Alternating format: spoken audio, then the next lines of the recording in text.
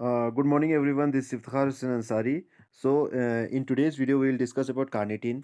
So, in last video, as we have discussed about fatty acid oxidation, and there we find that this fatty acid oxidation occurs in cytosolic portion as well as in the mitochondrial inner mitochondrial matrix.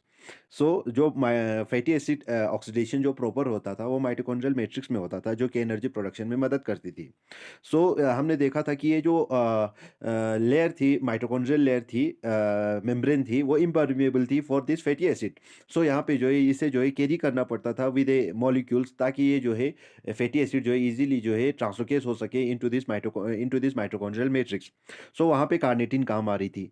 फिर आज हम discuss करने जा रहे हैं carnitine के बारे में और उसके कार्निटिन शटल के बारे में, जो कि ट्रांसलोकेट करने में मदद कर रही है हमारे फैटी एसिड को from the cytosolic portion into this mitochondrial matrix. So अगर हम कार्निटिन की बात करें तो फिर ये डिराइव किया जाता है फ्रॉम एमिनो एमिनो एसिड्स, और ये जो है बॉडी के हर सेल में आपको देखने को मिलता है. फर्दर ये जो कार्निटिन है ये एक इम्पॉर्टेंट रोल अदा करता है इन एनर्जी प्रोडक्शन. कैसे? जैसे कि जो लॉन्ग चेन फैटी एसिड्स थी, उन्हें जो है माइटोकॉन्ड्रिया में ट्रांसपोर्ट करने में मदद करते हैं, ताकि वहाँ पे जो है इसका जो है ऑक्सीडेशन हो, प्रॉपरली उसका ऑक्सीडेशन हो और वहाँ से एनर्जी जनरेट हो सके. फर्दर ये जो कार्निटिन जो है वो उन टिश्यूज़ में आपको ज़्यादा कंसंट्रेटेड पोर्शन में आपको देखने को मिलता है, जो कि यूटिलाइज़ करता है fatty acid as a dietary fuel. यानी कि डाइटरी फ्यूल के तौर पर जो है जब ज़्यादा फैट्स कंज़्यूम करते हैं, तो फिर वहाँ पे जो है उस वाले टिश्यूज़ में जो है कार्निटिन की जो है कंसंट्रेशन बहुत ज़्यादा हो जाती है, ठीक?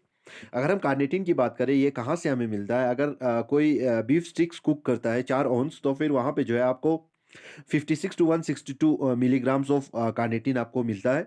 जब ब्राउन बीफ कुक करता है 4 आउंस, तो फिर यहाँ पे जो है आपको 87 टू 99 मिलीग्राम ऑफ कार्निटिन आपको मिलता है. जब एक कप ऑफ मिल्क, आप होल एक कप ऑफ मिल्क अगर आप पीते हो, तो फिर उससे जो है आपको 8 मिलीग्राम ऑफ कार्निटिन मिलता है. और जब आप कोल्ड फिश जो है कुक करते हो 4 आउंस, तो फिर आपको जो उसमें से जो है 4 टू 7 जो है मिलीग्राम ऑफ कार्निटिन मिलता है, ठीक?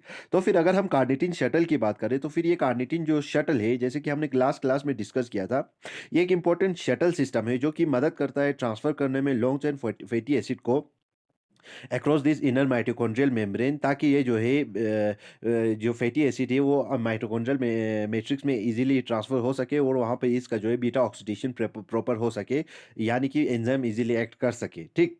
अगर हम कार्निटिन शटल की बात करें, इसमें जो है मेनली 3 एंजाइम्स आपको देखने को मिलता है. एक होता है कार्निटिन पैल्मिटाइल ट्रांसफरेज 1, फिर इसके बाद होता है कार्निटिन एसाइल कार्निटिन ट्रांसलोकेस होते हैं और लास्ट में आपके पास होते हैं कार्निटिन पाल्मिटोइल ट्रांसफरेज 2, ठीक? तो फिर अगर हम देखेंगे यहाँ पे ये प्रोसेस कैसे होती है, तो फिर यहाँ पे जो है आउटर माइटोकॉन्ड्रिया में जो, अगर हम साइटोसोल की बात करें, तो फिर यहाँ पे जो है आपका फैटी एसिड जो है जो कोएंजाइम के साथ जुड़ी हुई है, यहाँ पे जो है एंजाइम अपना काम करके जो है कोएंजाइम ए को हटा देती है और यहाँ पे जो है फैटी एसिड को यहाँ पे जो है कार्निटिन के साथ जोड़ देती है. और ये जो कार्निटिन जो है इसी इसको इजीली ट्रांसफर करने में मदद करती है across this mitochondrial membrane into this mitochondrial matrix. और यहाँ पे जो है दूसरा एंजाइम एक्ट करता है और यहाँ पे जो है कार्निटिन एसाइल ट्रांसफरेज 2 बोला जाता है. वो क्या करते हैं कि यहाँ पे जो है कोएंजाइम ए है उसको फिर से जोड़ देते हैं आपके फैटी एसाइल के साथ, और यहाँ पे जो है फैटी एसाइल कोएंजाइम ए आपके पास जनरेट करती है, जिसका जो है माइटोकॉन्ड्रियल मैट्रिक्स में एंजाइमेटिकली यहाँ पे जो है इसका बीटा ऑक्सीडेशन हो जाता है. बीटा ऑक्सीडेशन प्रॉपर हो जाता है और एंड प्रोडक्ट में हमें पता है कि acetyl coenzyme A use generate होता है, जो कि क्रेब्स साइकिल में जाके आपके पास एनर्जी प्रोडक्शन में मदद करती है, ठीक? अगर हम एंजाइम्स की बात करें, जो कि फैटी एसिड ऑक्सीडेशन में ये ट्रांसपोर्ट में आपको देखने को मिलता है, तो फिर ये जो है एंजाइम जो है जो स्पेसिफिक होता है लॉन्ग चेन फैटी एसिड के लिए, वो जो है इनर माइटोकॉन्ड्रियल मेम्ब्रेन के मैट्रिक्स की तरफ आपको देखने को मिलता है.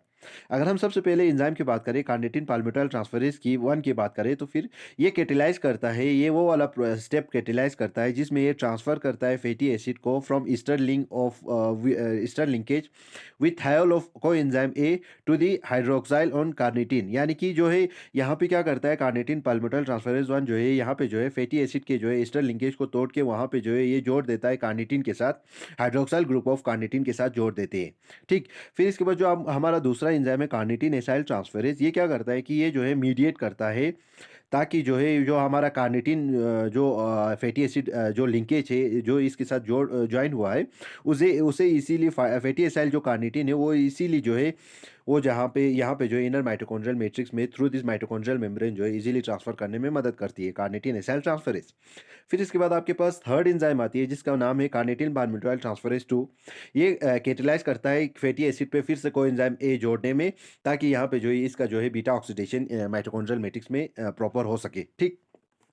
सो अगर हम देखेंगे स्टेप्स की बात करें फैटी एसिड ट्रांसपोर्ट के, तो फिर यहाँ पे जो है एक ट्रांसपोर्ट मैकेनिज्म है जो कि long chain fatty acyl coenzyme A molecule को माइटोकॉन्ड्रियल मेम्ब्रेन के इनर माइटोकॉन्ड्रियल मैट्रिक्स में पहुंचाने में मदद करती है। यहाँ पे जो है एक्टिवेटेड जो लॉन्ग चेन फैटी एसिड है उसे ट्रांसपोर्ट किया जाता है across this membrane by conjugating them with this carnitine. यानी कि जो फैटी एसिड है वो लॉन्ग चेन फैटी एसिड है उसे कार्निटिन के साथ जोड़ देते हैं, ताकि जो है यहाँ पे जो है एक्टिवेटेड जो लॉन्ग चेन फैटी एसिड है उसे इसीलिए जो है यहाँ पे जो है सबसे पहले जो है कार्निटिन के साथ जोड़ दिया जाता है, कंजुगेट किया जाता है। जो एसाइल ग्रुप है उसे ट्रांसफर किया जाता है from the sulphur atom of coenzyme, यानी कि कोएंजाइम पे जो सल्फर है वहाँ से जो है ये एसाइल ग्रुप को हटा देते हैं, फैटी एसाइल ग्रुप को हटा देते हैं और यहाँ पे जो है इसे जोड़ देता है हाइड्रोक्साइल ग्रुप ऑफ कार्निटिन के साथ, और यहाँ पे जो है आपके पास एसाइल कार्निटिन फॉर्म होती है। और ये जो रिएक्शन है इसे कैटेलाइज करते हैं एसाइल ट्रांसफरेज 1 एंजाइम। यहाँ पे ये acyl enzyme acyl transferase 1 enzyme जो है इस ट्रांसफर में मदद करती है ताकि यहाँ पे जो है एसाइल फैटी एसिड है वो इजीली जो है कार्निटिन के साथ जुड़ सके। और ये जो फैटी एसिड कार्निटिन है इसको इजीली कैरी किया जाता है through this mitochondrial membrane into this mitochondrial matrix. ठीक। यहाँ पे आपके पास देखने को मिलता है कि यहाँ पे जो एसाइल को एंजाइम ए है और यहाँ पे कार्निटिन है, तो फिर यहाँ पे फर्स्ट वाले में क्या होता है कि ये जो कार्निटिन है ये को एंजाइम ए को हटा देते हैं फ्रॉम दिस सल्फर ग्रुप, यहाँ पे जो है एसाइल ग्रुप जो है हट जाती है और वहाँ पे जो है आपका जो है कार्निटिन जो है जुट जाती है और आपके पास एसाइल कार्निटिन फॉर्म होती है। जो फैटी एसाइल ग्रुप है उसे इजीली एंजाइमेटिकली ट्रांसफ़र किया जाता है from carnitine to inner intra mitochondrial coenzyme a by carnitine acyl transferase 2। यानी कि जो जब ये ट्रांसफ़र होके इनर माइटोकॉन्ड्रियल मैट्रिक्स में पहुंच जाती है तो फिर यहाँ पे जो है दूसरा एंजाइम कार्निटिन एसाइल ट्रांसफरेज 2 है वो मदद करती है फैटी एसाइल ग्रुप को कार्निटिन के साथ हटा देती है और वो एक एंजाइम के ए के साथ फिर से जोड़ देती है। इसके ज़रिए से जो फैटी एसाइल कोएंजाइम ए है वो माइटोकॉन्ड्रियल मैट्रिक्स में दोबारा रीजनरेट होती है और जो है फ्री कार्निटिन जो है फ्री कार्निटिन भी आपके पास जनरेट हो जाती है। जो कार्निटिन होता है वो री एंटर करता है into this space between inner and outer mitochondrial membrane with the help of this transporter, और वहाँ पे यहाँ पे जो है ये फिर से जो है कार्निटिन जो है आपके फैटी एसाइल कोएंजाइम के साथ जोड़ने में मदद करती है, ताकि यहाँ पे जो इजीली नेक्स्ट हमारे जो फैटी एसिड है उसे ट्रांसपोर्ट किया जा सके। ठीक। अगर हम कोएंजाइम ए की बात करें जो कि साइटोसोलिक पोर्शन में भी आपको देखने को मिल रहा है और माइटोकॉन्ड्रियल पोर्शन में भी आपको देखने को मिल रहा है, तो फिर ये जो साइटोसोलिक और माइटोकॉन्ड्रियल पूल है कोएंजाइम ए का, इनके डिफरेंस फंक्शन है। अगर हम माइटोकॉन्ड्रिया के जो कोएंजाइम ए की बात करें तो फिर इसमें जो कोएंजाइम ए होता है वो जो है लार्जली यूज़ किया जाता है ताकि जो है ऑक्सीडेटिव डिग्रेडेशन हो आपके पायरेवेट का, आपके फैटी एसिड्स का और कुछ एमिनो एसिड्स के डिग्रेडेशन में यहाँ पे जो है कोएंजाइम ए मदद करती है। लेकिन ऑन द अदर हैंड अगर हम साइटोसोलिक पोर्शन की बात करें तो फिर जिसमें जो जहाँ पे जो है कोएंजाइम प्रेजेंट होती है वो जो है फैटी एसिड बायोसिंथेसिस में मेनली मदद करती है। ठीक।